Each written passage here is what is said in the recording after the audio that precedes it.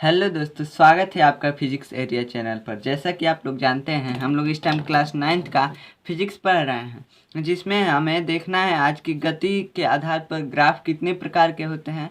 पिछले लेक्चर में हमने गति के तीनों समीकरण का सत्यापन किया था, यानी तीनों समीकरण को सिद्ध किया था। आप पिछला लेक्चर जाकर देख सकते हैं, उसमें हमने कैसे गति के तीनों समीकरण को सिद्ध किया था। अब हम देखेंगे कि गति का ग्राफीय प्रदर्शन क्या होता है, गति का ग्राफीय प्रदर्शन क्यों करते हैं, यानी गति को ग्राफ के द्वारा क्यों दर्शाते हैं, और गति के आधार पर ग्राफ कितने प्रकार के होते हैं। तो चलिए शुरू करते हैं।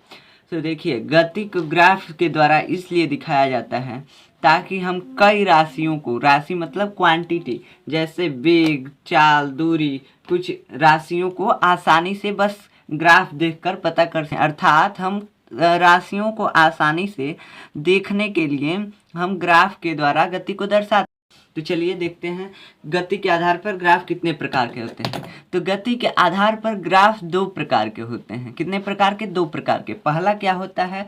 दूरी समय ग्राफ या विस्थापन समय ग्राफ, और दूसरा होता है वेग समय ग्राफ। तो दूरी समय ग्राफ में दो ग्राफ आते हैं। पहला ग्राफ आता है एक समान चाल से गति के लिए दूरी समय ग्राफ, और दूसरा आता है असमान चाल से गति के लिए दूरी समय ग्राफ। तो ये कितने, एक ये वाला और एक ये वाला, कितना हो गया? दो ग्राफ। और वेग समय ग्राफ में तीन आते हैं।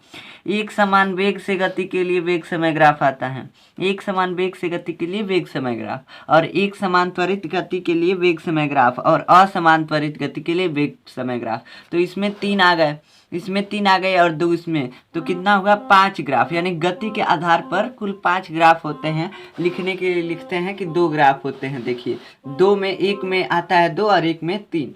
तो हम जिस गति का दूरी समय ग्राफ आज देखेंगे, दूरी समय ग्राफ में पहला ग्राफ देखेंगे। कौन सा है पहला ग्राफ? एक समान चाल से गति के लिए दूरी समय ग्राफ।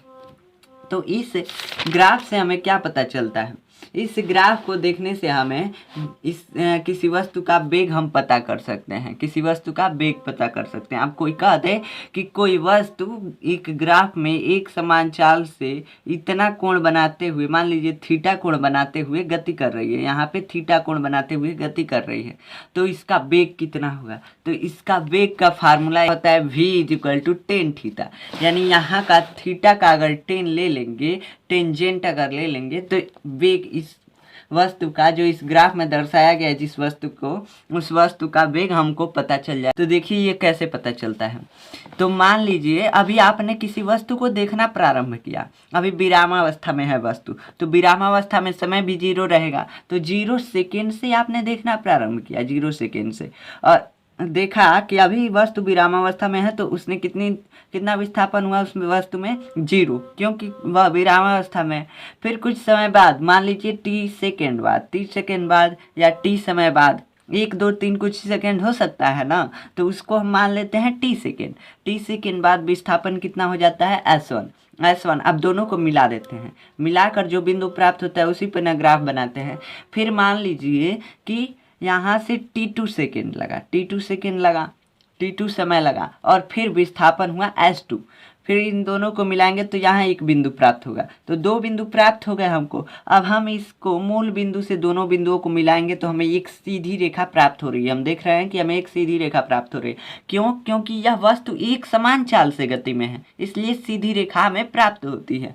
तो इसको आप लिख लीजिएगा कि जब वस्तु एक समान चाल से गति करती है तो उसका ग्राफ हमें एक सीधी रेखा प्राप्त होता है। ठीक, तो अब देखिए, यहाँ से यहाँ तक कितना समय है? t1, और यहाँ से यहाँ तक कितना? t2। अब हमें क्या निकालना है कि ये फार्मूला कहाँ से आया है कि v=tan थीटा, tan थीटा आया कहाँ से है। तो देखिए, अगर हम यहाँ का समय निकाल लें, यहाँ का समय निकाल लें और यहाँ का विस्थापन निकाल लें, तो इस त्रिभुज का हमें भुजा प्राप्त हो जाएगा। कैसे? यहाँ पे देखिए, यहाँ का विस्थापन नहीं पता है, और यहाँ से यहाँ तक एक आयत है ना इतना, तो ये भुजा और ये भुजा दोनों बराबर होंगे। क्योंकि आयत में आमने सामने की भुजाएं बराबर होती हैं, और इसमें भी, यहाँ पे भी एक आयत है, तो इसमें भी ये भुजा और ये भुजा आपस में बराबर होंगे, क्योंकि इसमें भी आमने सामने की भुजा बराबर होंगी। तो हमें अगर त्रिभुज का कोण एक मालूम चल जाए थीटा, और इसमें विस्थापन और समय का संबंध अगर निकाल लें, तो इस ये दोनों थीटा सिमिलर हैं यानी समान है। कैसे? क्योंकि यह दोनों रेखाएं पैरेलल है ना, दोनों रेखाएं समांतर हैं आपस में। ये रेखा और ये रेखा आपस में समांतर है यानी पैरेलल है, तो इसलिए एकांतर कोण से क्या होगा, ये थीटा और ये थीटा बराबर होगा, मतलब ये कोण बराबर होगा। अब मान लीजिए इस त्रिभुज का नाम है PQRS, PQR नाम है इस त्रिभुज का। ठीक, अब हमें निकालना क्या है, ये निकालना है और ये निकालना है।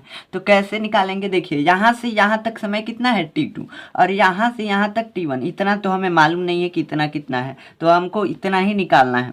तो यहाँ से T2 और यहाँ से T1, तो T2 में से अगर T1 को हम निकाल दें, T1 को अगर हटा दें तो क्या होगा, T2 में से अगर T1 को हटा दें तो यही ना बचेगा। तो इसलिए हम क्या करेंगे, T2 माइनस T1, समय कितना आ गया T2 माइनस T1। वैसे ही विस्थापन में करेंगे, S2 माइनस S1 कर देंगे तो ये बच जाएगा, और ये एक आयत है इसलिए S2 माइनस S1, ये आयत है इसलिए T2 माइनस T1। हमें त्रिभुज की दोनों भुजाएं तो ज्ञात हो गई ना, एक ये भुजा और एक ये भुजा। अब 90 डिग्री के सामने के 90 डिग्री एंगल वाले के सामने का भुजा क्या होता है, कर्ण यानी हाइपोटेनस, और ये क्या होता है हाइट, और ये क्या होता है बेस यानी लंब और आधार। तो अब हमको दो भुजाएं प्राप्त हो गए। अब 90 डिग्री के एंगल के लिए कई एक आता है sine theta, tan theta, cos theta, कई आता है, हाई स्कूल में आप पढ़ेंगे। तो इसमें हम टेन थीटा लगाते हैं।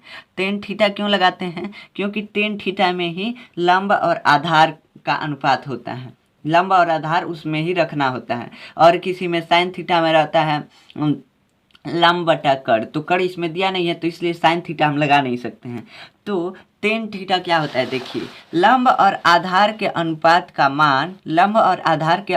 मान उस कोण पर, यानी इस कोण पर लंब और आधार के अनुपात का मान कितना होगा वही उसका टेन कहलाता है। नहीं समझ में आया ना, तो देखिए क्या कह रहा है, टेन थीटा इजिकल टू लंब बटा आधार, यानी टेन थीटा जब कोण हम रखेंगे यहाँ पे तो टेन थीटा का मान उतना ही होगा जितना कि लंब और आधार का अनुपात होगा। समझ में आया?